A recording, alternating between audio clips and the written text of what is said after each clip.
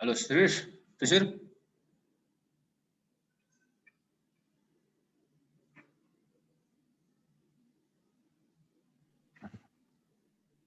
Hello हजुर sir morning morning साथीहरु आउँदैछन् सर पहिला त्यो अर्को लिंकमा कनेक्ट भएन अनि तपाईले पठाएको शेयर गर्छु आउनुहुन्छ आउँदै हुनुहुन्छ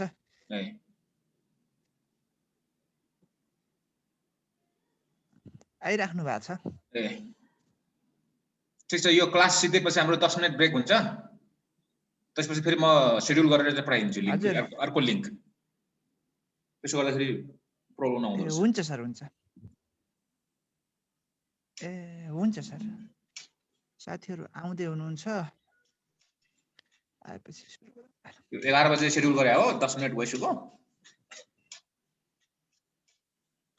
11 बजे नै भने हो एकजना आउनु भयो होला सरगम त त्यो हिजोको क्लासको मैले युट्युबमा हालेको छु त्यो लास्ट पार्ट चाहिँ हो र तिमीलाई पठाइदिउँला यहाँ एउटा त्यो पठाउनु सर म ग्रुपमै हाल्दिन्छु हाम्रो ग्रुपमा ल म खोज्छु ल हुन्छ sir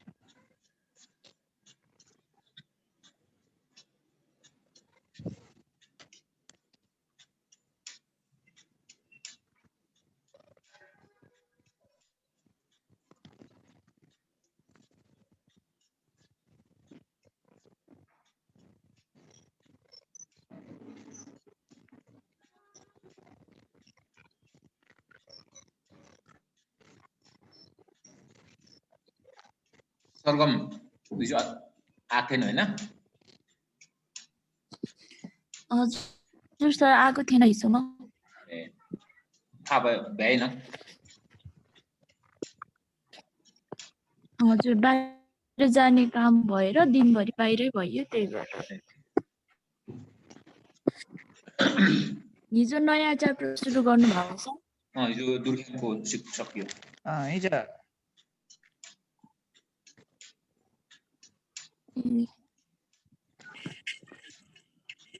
power within too. I give the name.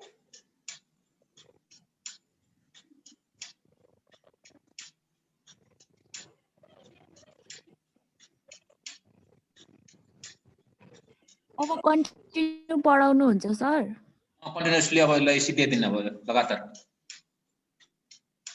एक हप्ता मात्र नसिद्धेला कति हप्तामा अनि एक हप्ता 10-12 दिनमा सिद्धिन्छ लगातार गर्ने हो भने दिनको एउटा थिंकरको सिध्याउने फेरि धेरै लगातार गरौँ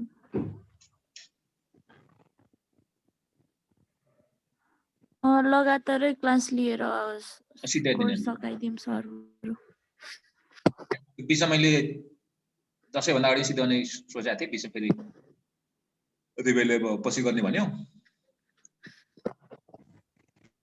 ओके अब सुरु गरौँ है त हजुर अब आजको टपिक हो क्यापिटल यो अर्को यो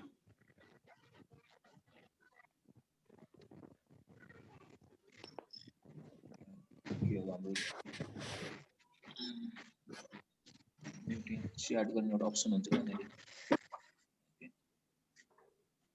यो एउटा चाहिँ यो ब्याचलरलाई मैले पढाएको क्यापिटल भन्ने टपिक बीए फर्स्टरलाई त्यो तिमीलाई कार्ल मार्क्सको टपिकको लागि अलिकति काम लाग्छ यो वेबसाइटमा जाने युट्युबमा भनेर राखेको छु मैले च्याटमा पढाइदिएको छु त्यहाँ हेरौँ त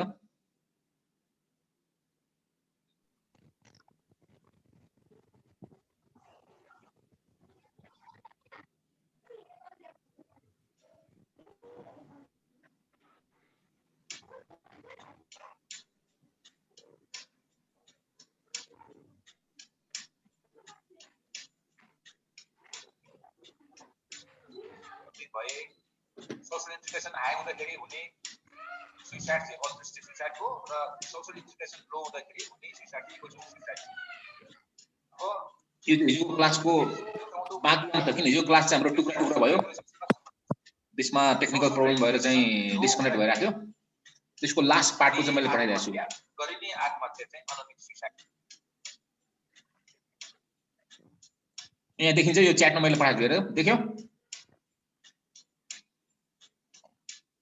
देखिन्छ शिशिर सर तपाईको उसमा तपाईकोमा आछ सर भित्र आछ यो भित्र छ नि यो त्यो हाम्रो च्याट बक्स हुन्छ नि यो कमन च्याट बक्समा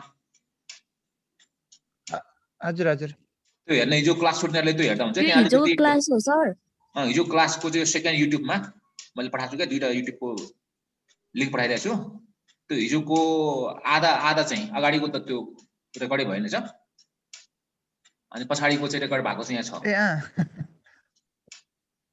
ए हुन्छ सर लास्टतिर हेर्ने त्यो सुइसाइडबाट सुरु छ ओके अब भनेपछि आज जम्मा 3 जना हो सर अरूले जानकारी त होला 4 जना अब ठीक छ हामी सुरु गरिहालौँ अब के हो त रेकर्ड पनि हुन्छ किन हाम्रो यो 40 मिनेटको टाइम सिकिरहेको छ लगभग आधा घण्टा मात्रै बाँकी होला अब अनि बीचमा यो हाम्रो 40 मिनेटको जम्मा टोटल 40 मिनेटको चाहिँ क्लास हुन्छ त्यसमा पनि जोइन गर्दाखेरि लगभग 10 मिनेट गइहाल्छ अब भोलिदेखि चाहिँ हामी ठ्याक्कै टाइममा आउने अनि म चाहिँ एकजना भए पनि स्टार्ट गरिहाल्छु क्लास चाहिँ अनि त्यो भएपछि के हुन्छ भने 40 मिनेटमा लगभग 35 मिनेट रेकर्ड हुन्छ क्या हाम्रो क्लास अनि त्यसपछि त्यो अन्त्य हुन्छ फेरि अर्को क्लास चाहिँ सेड्युल गर्नुपर्ने हुन्छ बीचमा 10 मिनेटको ब्रेक हुन्छ अनि म फेरि नयाँ लिङ्क पठाइदिन्छु अनि त्यसपछि फेरि हामी सुरु गर्छौँ त्यसो गर्दा हाम्रो 70 मिनेटको चाहिँ क्लास भयो भने त्यो रेकर्डेड भयो भने सजिलो पनि हुन्छ नआउने साथीहरूले पनि पछि त्यो हेरे पनि भइगयो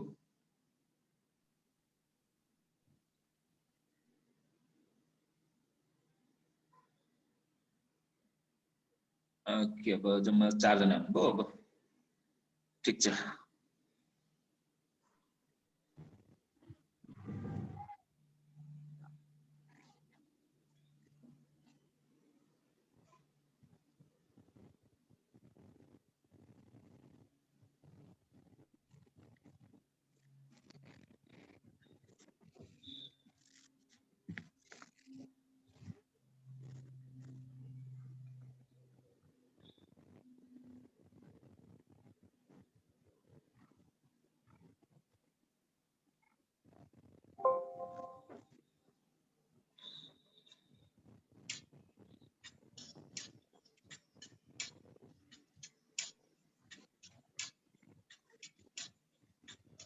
यो चाहिँ आज म्याक्स वेबर यहाँ त्रुटि लजेको भएछ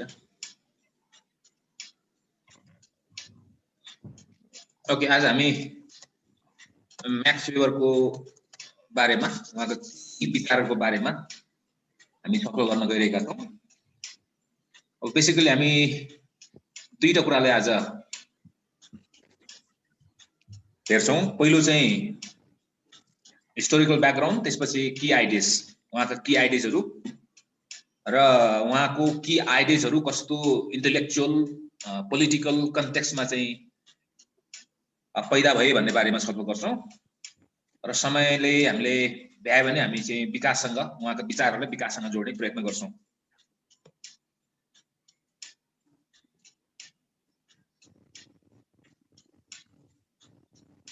अब हिस्टोरिकल ब्याकग्राउन्डबाट सुरु गरौँ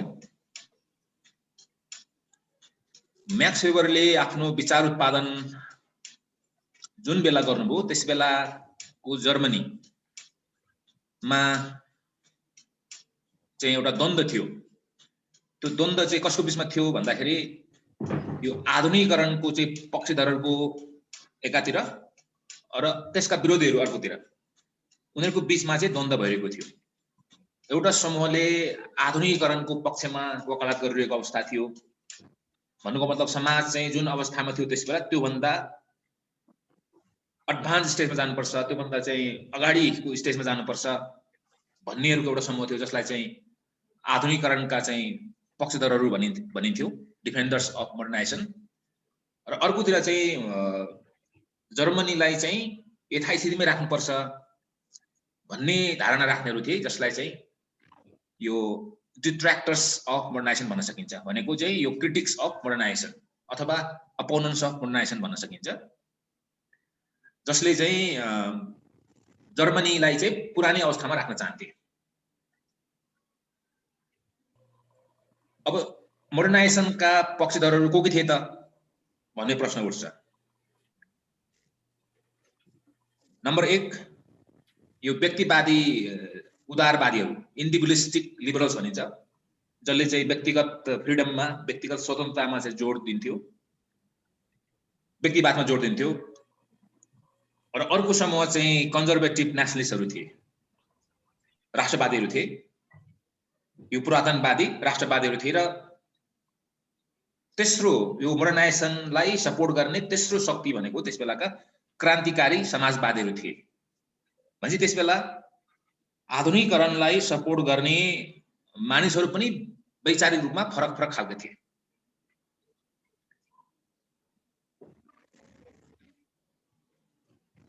अब यो पृष्ठभूमिमा चाहिँ वेबरले आफ्नो विचार चाहिँ उत्पादन गर्नुभएको थियो। अब उहाँका की आइडियाजहरूको बारेमा अब छलफल गरौँ। र त्योभन्दा अगाडि अलिकति वेबरको एउटा प्रवृत्तिको बारेमा अथवा उहाँको एउटा बौद्धिक प्रवृत्तिको बारेमा ब्रिफली कुरा गरौँ। वेबर अगस्ट कम्ट, कार्ल मार्क्स भन्दा यस अर्थमा फरक थिए कि उनी यो आधुनिक समाजप्रति सकारात्मक थिएनन्। आधुनिक समाजमा जुन समस्याहरू चाहिँ उहाँले देख्नुभयो त्यो समस्याबाट आधुनिक समाज सधैँ नै गुज्रिरहन्छ। त्यो अवस्थाबाट आधुनिक समाजलाई चाहिँ पार लगाउन सकिँदैन भन्ने कुरामा उहाँ विश्वास गर्नुहुन्थ्यो। जबकि कम्ट, मार्क्सहरू चाहिँ त्यो अवस्थाले सुधार गर्न सकिन्छ भन्ने कुरामा विश्वास राख्नुहुन्थ्यो। कम्ट र मार्क्स त्यो अवस्थालाई कसरी सुधार गर्न सकिन्छ भन्ने विषयमा उहाँहरूको फरक फरक विचार भए तापनि उहाँहरूको एउटा साझा धारणा के थियो भन्दाखेरि त्यो समस्यालाई समाधान गर्न सकिन्थ्यो।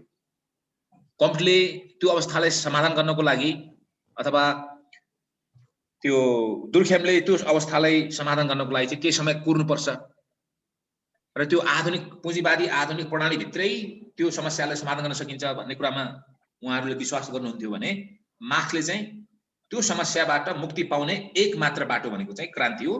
त्यो भनेको चाहिँ पुँजीवादी समाजलाई अन्त गरेर समाजवादी समाजको स्थापना गर्नु हो भन्ने कुरामा विश्वास राख्नुहुन्थ्यो। तर म्याक्स वेबर चाहिँ त्यसबेलाको आधुनिक समाजमा देखिएको जुन समस्याहरू थिए त्यो समस्याबाट मानिसहरू सधैँ पीडित भइरहन्छन्, त्यो अवस्थाबाट मुक्ति पाउँदैनन्, त्यसको कुनै समाधान छैन भन्ने सोच राख्नुहुन्थ्यो। त्यसकारणले उहाँले चाहिँ एउटा पेसिमिस्टिक, एउटा निराशावादी चिन्तकको रूपमा पनि उहाँलाई वर्णन गरिन्छ। त्यसलाई त्यो तर्कलाई सपोर्ट गर्ने उहाँ निराशावादी हुनुहुन्थ्यो भन्ने कुराले त्यो कुरालाई पुष्टि गर्ने केही तथ्यहरू हेरौँ अथवा उहाँले भनेका केही कुराहरू हेरौँ। उहाँले चाहिँ 17औं शताब्दी र 18औं शताब्दीको प्रोटेस्टेन्टलाई चाहिँ एउटा वास्तविक अर्थको चाहिँ व्यक्तिवादीको रूपमा उहाँले वर्णन गर्नुभएको थियो। अब यहाँ प्रश्न उठ्छ प्रोटेस्टेन्ट भनेको भन्ने प्रश्न उठ्छ। यो जो प्रोटेस्टेन्टिजम भन्ने एउटा रिलिजियस एउटा धार छ, धार्मिक धार छ। क्रिस्चियनिटीको चाहिँ यो एउटा र्याडिकल धार हो। क्रिस्चियनिटीको चाहिँ ओरिजिनल धार भनेको चाहिँ क्याथोलिसिजम हो र त्यो क्याथोलिसिजमबाट त्यसको चाहिँ प्रतिक्रियाको रूपमा, त्यसको विरोधको रूपमा विकास भएको एउटा धार्मिक विचारहरूको एउटा श्रृङ्खलालाई चाहिँ प्रोटेस्टेन्टिजम भनिन्छ र त्यो प्रोटेस्टेन्टिजमलाई मान्ने मान्छेलाई चाहिँ प्रोटेस्टेन्ट भनिन्छ। र उहाँले चाहिँ त्यो प्रोटेस्टेन्टलाई चाहिँ एकदमै स्वतन्त्र व्यक्तिको रूपमा उहाँले चित्रण गर्नुभयो। भन्नुको मतलब 17औं र 18औं शताब्दीका प्रोटेस्टेन्टहरू चाहिँ उनीहरू चाहिँ एकदम फ्री थिए। उनीहरूलाई समाजबाट कुनै पनि प्रकारको कुनै कन्स्ट्रेन्ट थिएन। तर 20औं शताब्दीका 19औं शताब्दी र 20औं शताब्दीका यो प्रोटेस्टेन्टका उत्तराधिकारीहरू भन्नुहोस्, एयर भनेको चाहिँ उत्तराधिकारी हो। भन्नुको मतलब यसलाई चाहिँ सरल भाषामा भन्नु पर्दाखेरि यो 19औं शताब्दी र 20औं शताब्दीका मानिसहरू चाहिँ प्रोटेस्टेन्ट जस्तै स्वतन्त्र छैनन्। उनीहरू चाहिँ यो पुँजीवादी नोकरशाही प्रणालीमा चाहिँ उनीहरू थुनिएर बसेका छन्। त्यसलाई चाहिँ उहाँले एउटा शब्द प्रयोग गर्नु भएको छ, आइरन केस, फलामको पिजडा। फलामको पिजडाभित्र चाहिँ यो 19औं र 20औं शताब्दीका मानिसहरू व्यक्तिहरू चाहिँ थुनेर बसेका छन् भनेर उहाँले भन्नुभयो। त्यसको मतलब उहाँले भन्न खोज्नु भएको कुरा के भने यो 19th सेन्चुरी र 20th सेन्चुरीका मानिसहरू फ्री छैनन्, तर 17औं शताब्दीका 18औं शताब्दीका जो प्रोटेस्टेन्टहरू थिए तिनीहरू चाहिँ फ्री थिए। अब यसबाट के प्रश्न हुन्छ भन्दाखेरि उहाँको विचारमा उहाँ जतिखेर चाहिँ आफ्नो विचार उत्पादन गर्नु भएको थियो त्यो भनेको 19th सेन्चुरी र 20औं शताब्दीमा हो, किन उहाँ 20th सेन्चुरीको चाहिँ यो सेकेन्ड डिकेड तिर चाहिँ उहाँ मर्नुभयो। त्यस बेलाको व्यक्तिहरूलाई हेर्दाखेरि उहाँले के पाउनु भन्दाखेरि उनीहरू चाहिँ थुनेर बसेको उहाँले पाउनुभयो। उहाँहरूको व्यक्तिगत स्वतन्त्रता चाहिँ हनन भएको उहाँले देख्नुभयो र उहाँले के लाग्यो भन्दाखेरि त्यो अवस्था चाहिँ सधैँ त्यस्तै हुन्छ भनेर उहाँले विश्वास गर्नुहुन्थ्यो। जस्तो यो आइरन केजबाट यो पुँजीवादको यो फलामको जुन पिजडा छ त्यो पिजडाबाट मान्छे चाहिँ निस्कन सक्दैन भन्ने उहाँको तर्क थियो।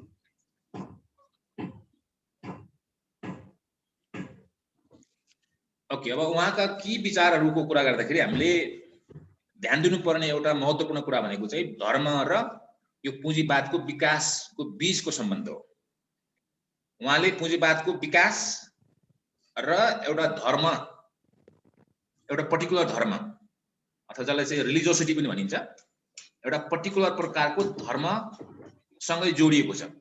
यसलाई चाहिँ यसरी बुझ्नुपर्ने हुन्छ हामीले, पुँजीवादको विकास हुनुमा पनि एक प्रकारको धर्मसँगको त्यसको धर्मसँग यो जोडिएको छ।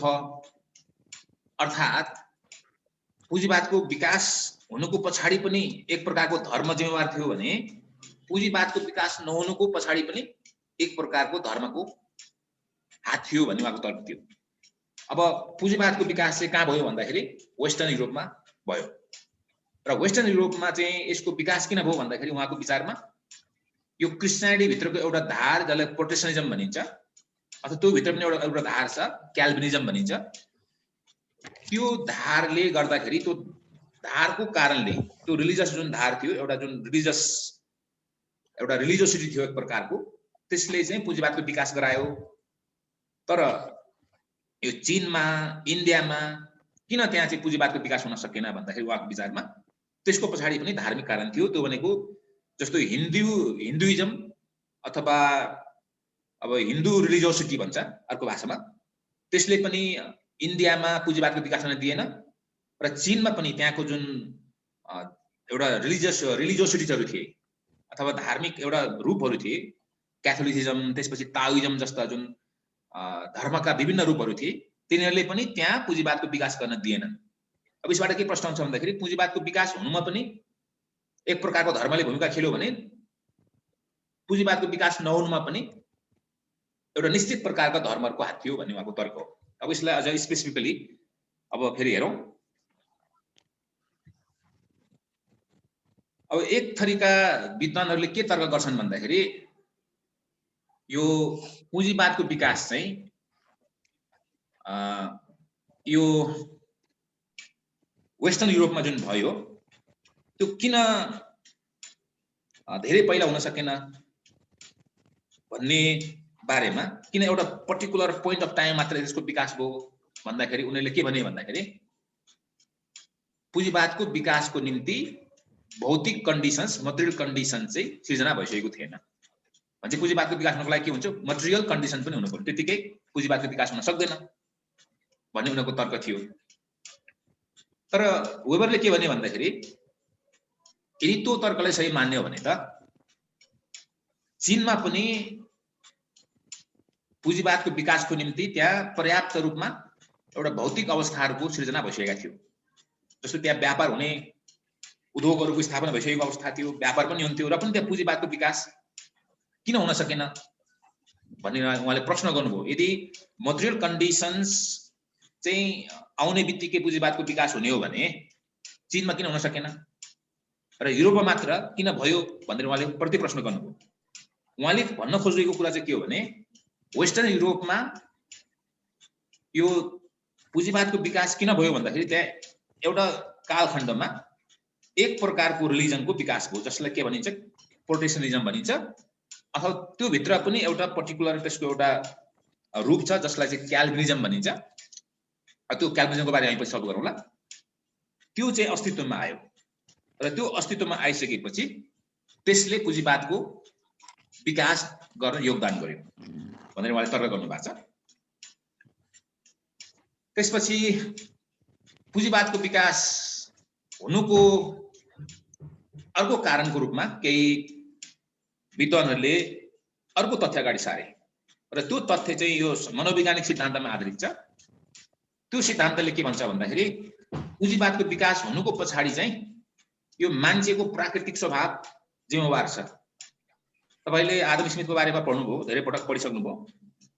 आदम स्मिथले मानिसहरू प्राकृतिक रूपले के हुन्छन्, स्वार्थी हुन्छन्, उनीहरू नाफामुखी हुन्छन्, व्यापार गर्ने, वस्तु उत्पादन गर्ने, व्यापार गर्ने, नाफा प्राप्त गर्ने उनीहरूको चाहिँ एउटा त्यो प्राकृतिक स्वभाव हो भनेर उहाँले भन्नुभयो।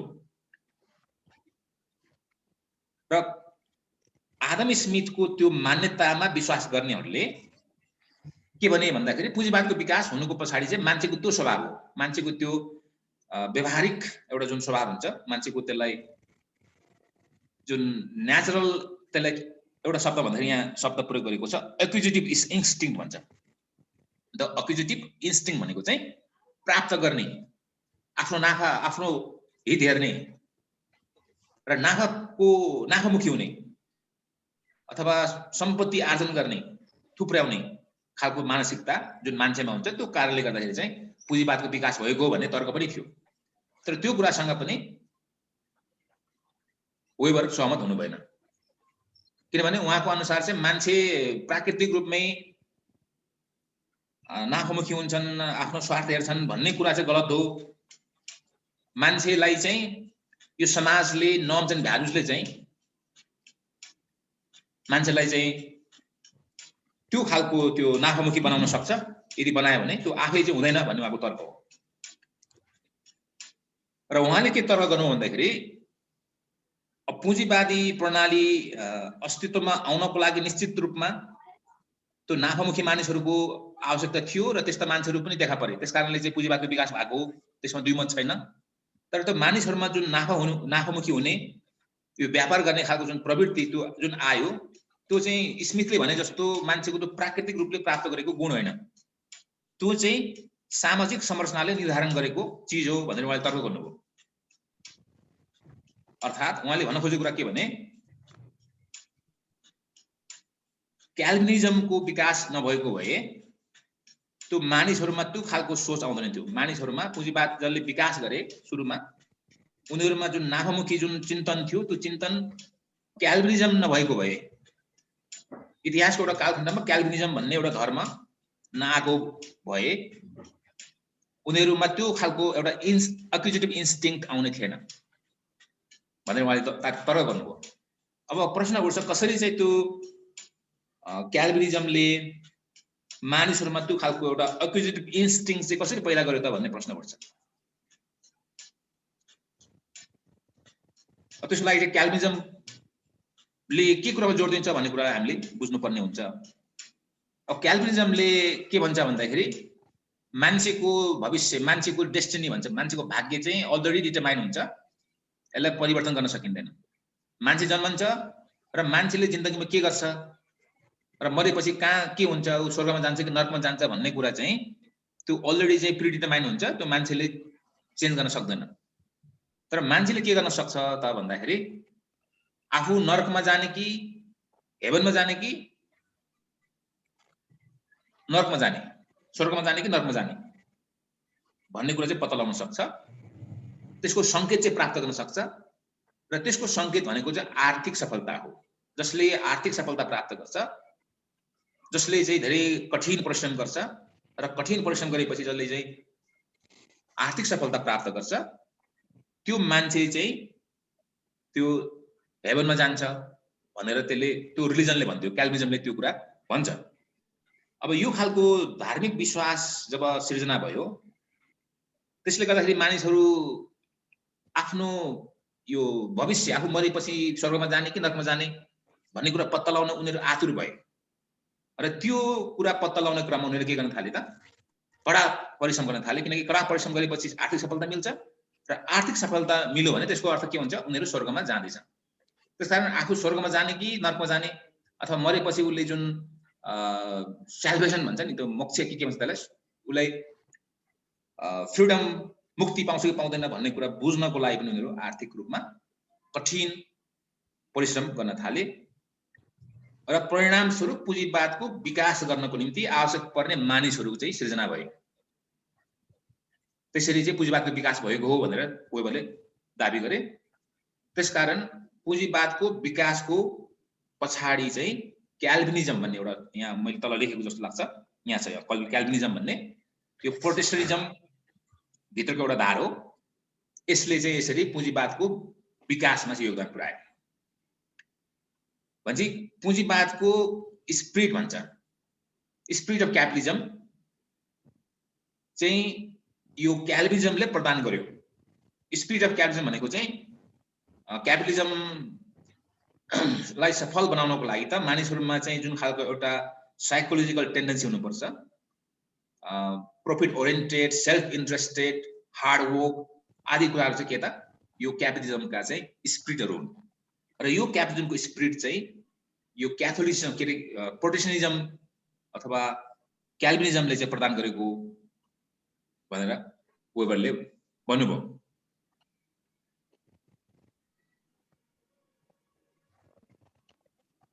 जस्तो मैले अघि भनिसके यो चाइनामा चाहिँ पुँजीवादको विकास हुन सकेन यद्यपि त्यहाँ पुँजीवादको विकासको निम्ति मटेरियल कन्डिसन चाहिँ अलरेडी थियो मटेरियल कन्डिसन भनेको त्यहाँ अलरेडी व्यापार हुन्थ्यो त्यहाँ अलरेडी चाहिँ उद्योगहरु ठुलठुला उद्योगहरु चाहिँ त्यहाँ स्थापित भइसकेका थिए अब भनेपछि पुँजीवाद भनेको उद्योग हुँदैमा व्यापार हुँदैमा पुँजीवाद हुन्छ भन्ने होइन त्यो चाहिँ एकदम पुँजीवादको एउटा प्रारम्भिक रूप हो त्यसलाई चाहिँ वेबरले पुँजीवाद मान्नु भएको छैन पुँजीवाद भनेको यस्तो आर्थिक प्रणाली हो जहाँ चाहिँ प्रॉफिट ओरिएन्टेड हुन्छ मान्छे प्रॉफिट ओरिएन्टेड क्यापिटल एक्सपेन्सनमा चाहिँ निरन्तर रूपमा लागिरहेका हुन्छ तर त्यो खालको अथवा त्यो स्तरसम्म चाहिँ पुँजीवादको विकास चाहिँ चाइनामा हुन सकेको थिएन किनभने त्यहाँ चाहिँ त्यहाँको धर्मले त्यो कुरा रोकेको थियो ब्रोडली यसरी भन्दा हुन्छ जस्तो इन्डियामा पनि पुँजीवादको विकास किन हुन सकेन भन्दाखेरि त्यहाँको धर्मले त दिएन जस्तै एक्जाम्पलको रूपमा इन्डियाको केसमा हिन्दुइजममा एउटा के हुन्छ भन्दाखेरि कास्ट सिस्टम हुन्छ र कास्ट सिस्टमले चाहिँ सोशल मोबिलिटीलाई रोक्छ एउटा मान्छे जुन पेशा गर्छ त्यही पेशामा चाहिँ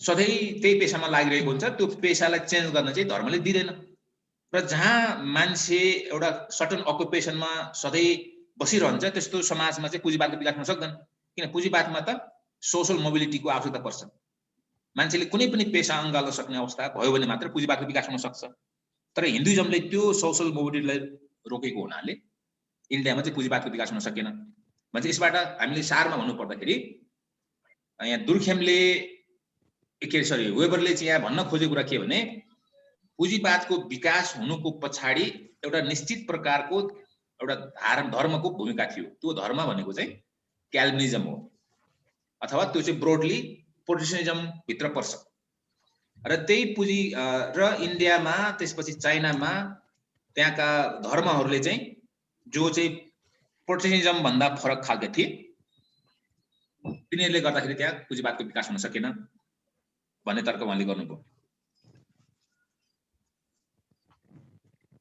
ओके अब उहाँको अर्को आइडिया दोस्रो आइडिया चाहिँ Weberian stratification three component theory of stratification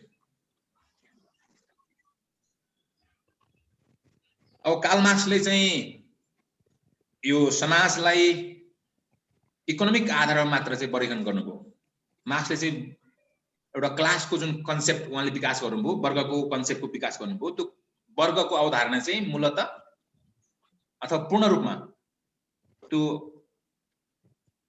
इकोनोमीमा आधारित छ ह्याभ्स र ह्याभ्सनस अथवा मिन्स अफ प्रोडक्सन आउन गर्ने र नगर्ने को आधारमा उहाँले चाहिँ समाजलाई चाहिँ दुई भागमा उहाँले वर्गीकरण गर्नुभएको थियो तर वेबरले चाहिँ समाजलाई चाहिँ विभिन्न आधारमा उहाँले वर्गीकरण गरेको देखिन्छ एउटा इकोनोमिक आधार पनि उहाँले त मार्क्सले जस्तै उहाँले वर्गीकरण गर्नु समाजले वर्गीकरण गर्नुभयो तर उहाँले अर्को दुईटा आधारमा पनि समाजलाई चाहिँ वर्गीकरण गर्नुभयो। एउटा चाहिँ स्ट्याटस र पावर।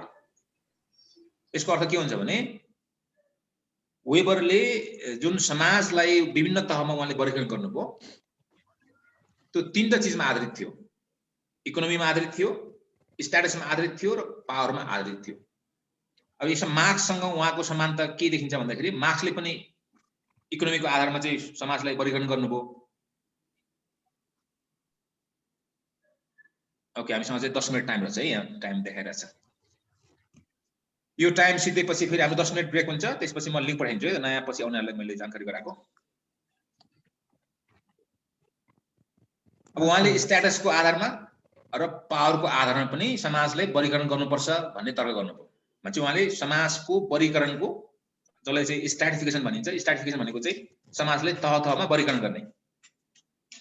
भने चाहिँ उहाँले मार्क्सले जुन आधारमा समाजलाई वर्गीकरण गर्नुभएको थियो त्यो आधारमा उहाँले दुईटा आधार थपिदिनु भयो। भने चाहिँ जम्मा तीनवटा आधारहरूमा उहाँले समाजलाई वर्गीकरण गर्नुभयो। Status, power, economics. जस्तो स्ट्याटसको हिसाबले भन्ने हो भने समाजमा हायर स्ट्याटस, लोवर स्ट्याटसका मान्छे हुन्छन्। अनि पावरको हिसाबले भन्ने हो भने पावरफुल मान्छे, पावरफुल र लेस पावरफुल हुन्छन्। अब यो वर्गहरू चाहिँ कहाँ पाइन्छन् त भन्ने प्रश्न उहाँले त्यो प्रश्नलाई दिमागमा राख्नुभयो र उहाँले चाहिँ के पाउनुभयो भन्दाखेरि स्ट्याटस चाहिँ यो वस्तुहरूको उपभोगसँग सम्बन्धित छ,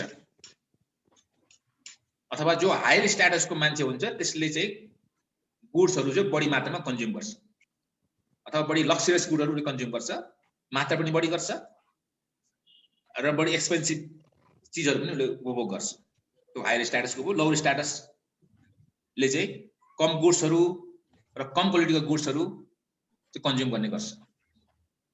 र यो क्लास भनेको चाहिँ जो मार्क्सले अगाडि सारेको अवधारणा हो, यो क्लास चाहिँ कहाँ हुन्छ? इकोनोमिक प्रोडक्सनमा हुन्छ। भन्नुको मतलब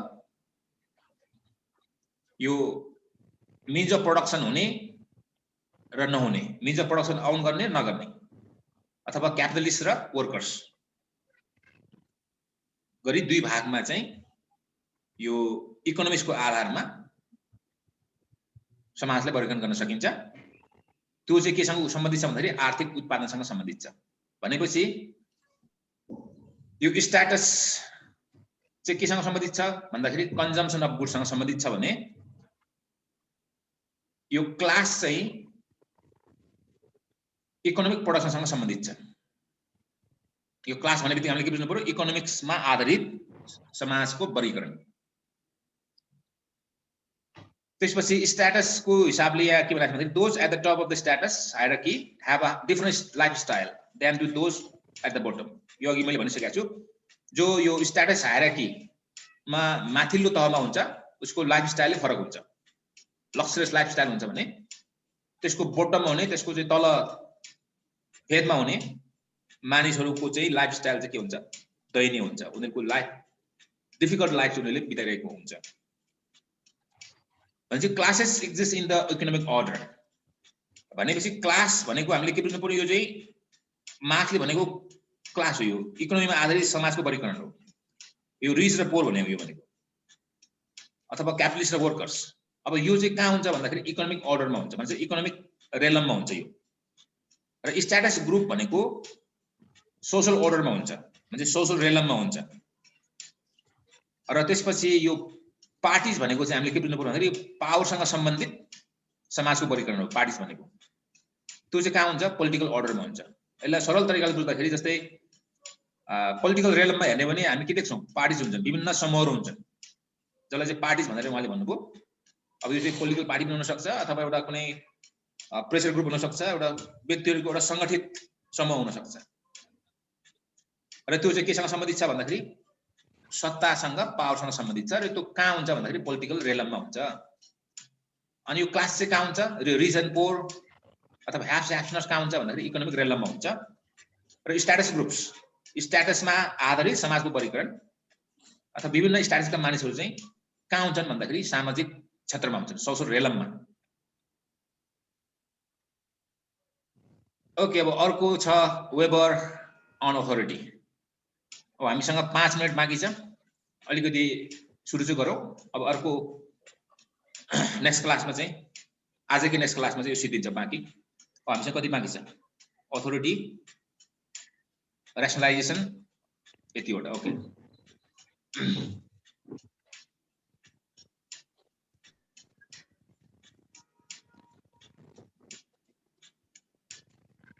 अथोरिटी उहाँ म्याक्स वेबरले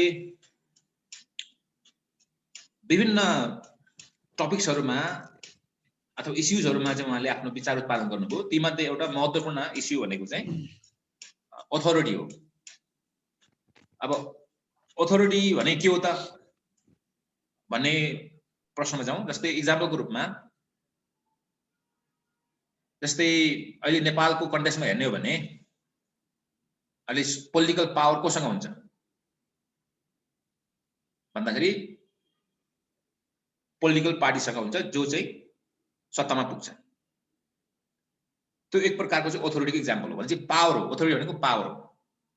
फेरि पावर भने के हो भन्दाखेरि व्यक्तिहरूलाई निश्चित तरिकाले व्यवहार गर्न लाउन सक्ने क्षमता नै अथोरिटी हो, पावर हो। जस्तो सरकारले चाहे भने हामीलाई उसले कसरी व्यवहार गर्न हामीले चाहँदाखेरि व्यवहार गर्न लाउन सक्छ। जस्तै हामीले केही काम गल्ती काम गर्यो भने सरकारले के गर्न सक्छ? पनिस गर्न सक्छ, जेलमा हाल्न सक्छ। भनेपछि उसले चाहेको तरिकाले हामीलाई व्यवहार गर्न लगायो। त्यो चाहिँ के हो त? पावर हो, सत्ता हो अथवा अथोरिटी हो। अब त्यो भन्दा अगाडि अलिकति यहाँ वेबरको चाहिँ यो डेमोक्रेसी सम्बन्धी एउटा धारणा अलिकति हेरौँ ब्रिफली। यसले अलिकति उहाँको आइडियाले बुझ्न सहयोग गर्छ। पछि